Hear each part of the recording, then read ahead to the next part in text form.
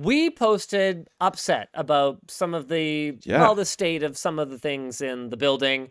I went back and rewatched the video. Some of the things in the building were apparently our guys, very small things. We did not cut the safety railing, like peeling those stickers. But we never said in the video that that was the previous tenant. The things that were the previous tenant were things like the replacement of the ceiling tiles, the removal of doorknobs, cutting that safety railing up where the air compressor was. I don't know if I actually mentioned in the video, I forget now, that the racking was not secured. It was not seismically sound. Clearly it was not permitted properly. So we talked about that, and some members of our community apparently took it upon themselves to go out of their way to find out who was in that building before us and send them harassing messages. Not great. Which, guys, what the That's not how you do it.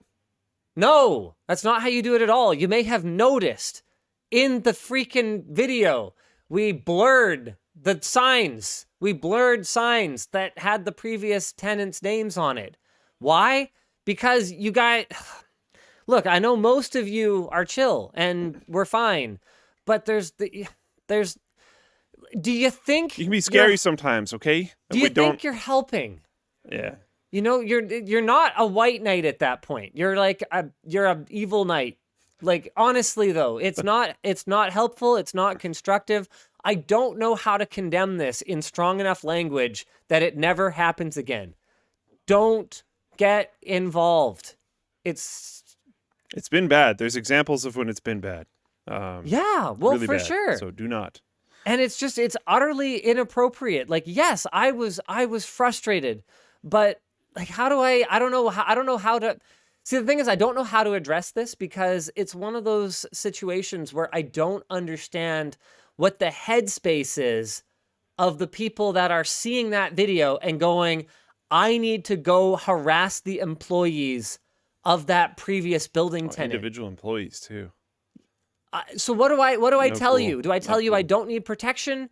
Do I lecture you about how cyberbullying's not okay?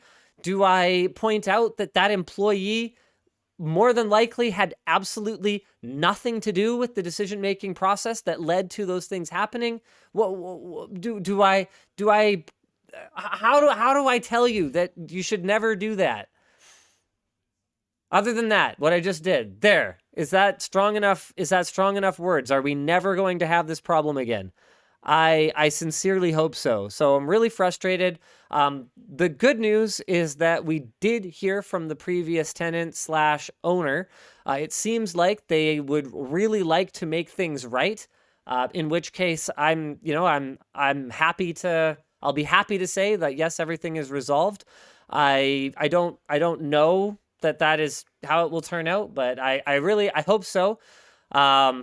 Some things do seem to be kind of a miscommunication. The agreement said that the stained ceiling tiles would be replaced.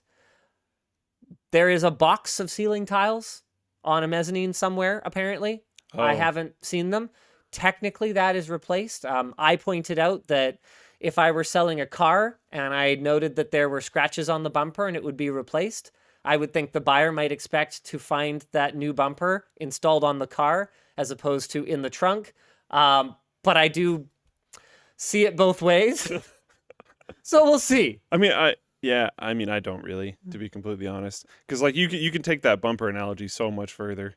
The doors are all dented. The doors will be replaced. And then there's just like doors like strapped to the top of the car. Like that doesn't count. I don't know.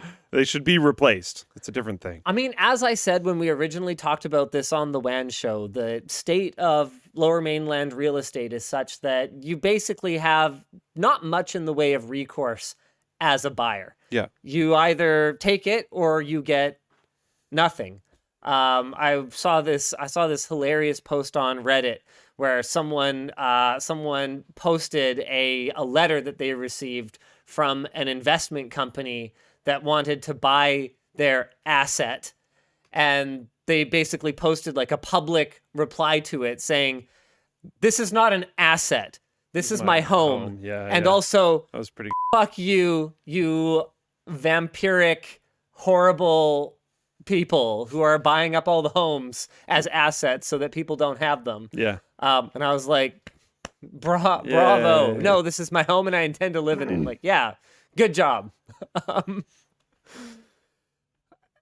And that's the situation. I mean, it's honestly no different in commercial. So much of the commercial real estate here is just getting snapped up by investors. And there's just nothing you can do about it as a homeowner, as a business owner, as an owner occupier is the term that we would use. So the units that we have here were purchased for $333,000 each. And that was for 2,000 square feet. And when I say 2,000 square feet, I mean 2,000 square feet of plate, of actual concrete slab. Because 2,000 square feet of 1,000-foot slab and 1,000 feet of mezzanine is not the same thing, because it doesn't have the same potential to be further built out. So when you run those numbers, calculator, what's that? Okay, so price per square foot. So $333,000 each, divided by they're about 2,000 square feet each for the units that we bought initially so that's $166 a square foot. Lower Mainland commercial real estate pricing in the last 6 to 7 years since we moved in here has gone to over $700 a square foot. We paid about $700 a square foot down the street. That is a quadrupling of pricing. That's more brutal. than quadrupling of pricing. It's absolutely nuts. Like, we couldn't have afforded at the stage we were at then to move into a space like this now. It would have stunted our growth. Honestly, at this point, I'd love to move out of Vancouver. But we have I tried. I know. You pushed for it. You pushed for it, Luke. That's all I want to hear. I don't need to dig it in. I actually tried so hard. You weren't wrong, but I also think that this was all right. We did okay. Yeah. So the update on Lab 2 is that we are hoping to reach a peaceful resolution, peaceable, whatever, a happy resolution to that whole shenanigans. It seems like they have at least started the conversation to try and get these things resolved in good faith. I'm really happy to hear that. Has there been any conversation about how they're going to fix the safety rails? But I want to point out that it was nothing to do with people brigading and harassing people. That is not why they reached out. All that did was make this process more difficult and more stressful for everyone. You have not helped anything. Yeah. As for the safety railings, I mean, we're honestly at this point, we're just doing everything through our realtor. We'll let our realtor talk to your realtor because, clearly it's easier to just let that happen. Yeah, sure. So I'm not sure. Thanks for watching, and thanks to MechanicalKeyboards.com for sponsoring this week's clips. MechanicalKeyboards.com has a ton of keyboards, switches, keycaps, and more, all from brands you know and love. Check them out and use code LTT using the link in the video description.